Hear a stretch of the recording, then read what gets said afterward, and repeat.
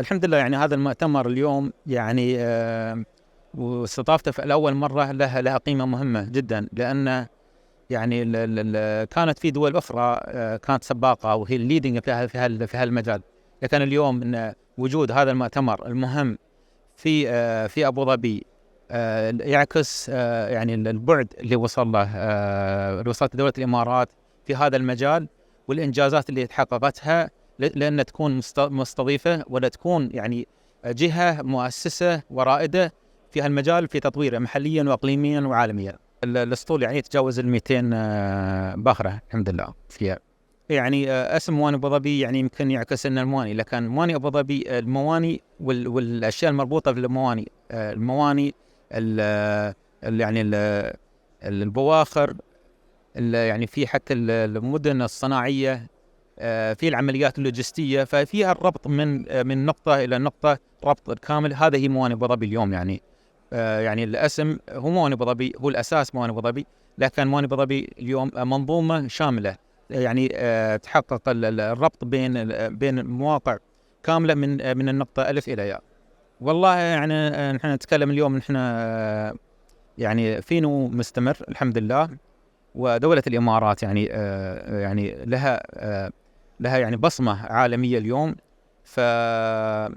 فوجودنا اليوم في المنطقة إقليميا وعالميا أثر بشكل كبير، وخلى الشركات والجهات العالمية المتخصصة اليوم اللي كانت تشتغل الوحدة اليوم هي تسعى أن تتكون شراكات ويعني علاقات تجارية مع مؤسسات دولة الإمارات العربية.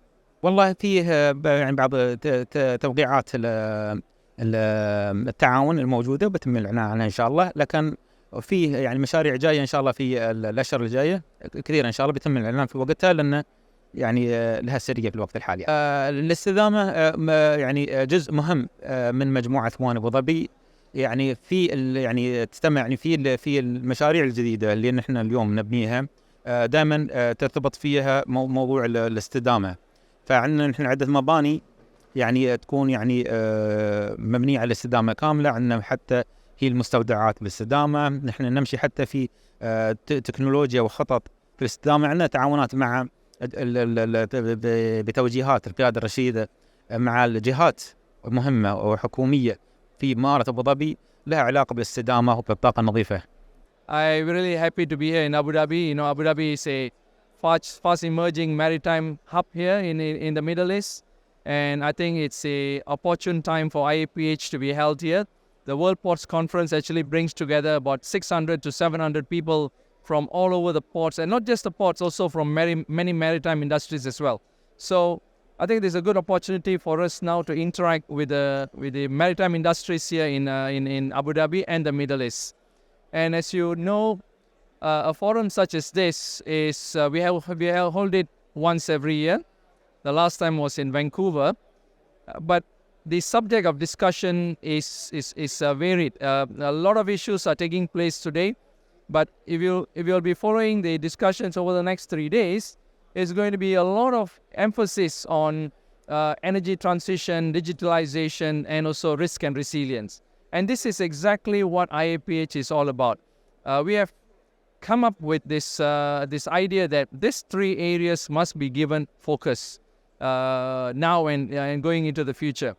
Well, one of the most important areas that we'll be discussing is energy transition, and what are the roles of ports in energy transition. You know, there are many targets that we need to achieve.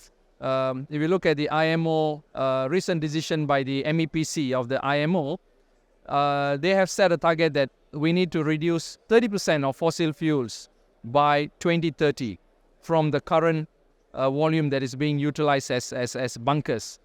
Now, that's a huge amount, 30%.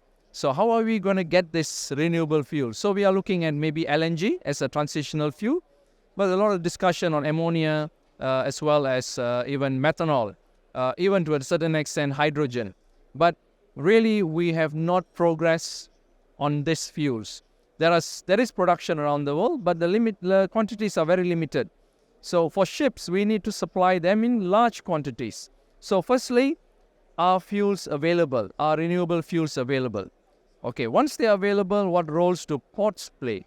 We are traditionally the place where ships come to interface. So rightfully, the port should be the one who should be providing the facilities to bunker these vessels with renewable fuels. But again, we have a whole lot of different scenario today. These fuels are not the normal fuels. These fuels have got a very high hazard. Ammonia, as you know, is highly toxic, right? And methanol and hydrogen is highly inflammable. So ports have to provide the safety measures to ensure all these operations are carried out safely. So in this forum, we are going to be talking about everything. We're going to be talking about availability of the fuel, financing those fuels. We are talking about even production of green electricity. So how do we finance all this? And we hope to bring together the investors as well as the governments and the government agencies to come together and discuss this so that they're able to make a decision about all this. This is the right time. It's only about a month before we are less than a month or month for us before we head into COP28. And COP28 is going to be discussing exactly this. How are we going to finance the production of renewable fuels? So what do we do? Where is the financing going to come from? If you have seen the speaker from IRENA this morning, he mentioned that the investment that is required over the next 7 years is about $30 trillion US. I mean, are the governments ready for this kind of investments? If it's not the government, then who are the investors? So we hope that we are able to come up with business models that will be convincing enough for investors to come in to invest. So the COP28 is going to be a very important forum because similar discussions are going to be taking place. And for the first time, I believe the maritime industry will be included in the discussion as well.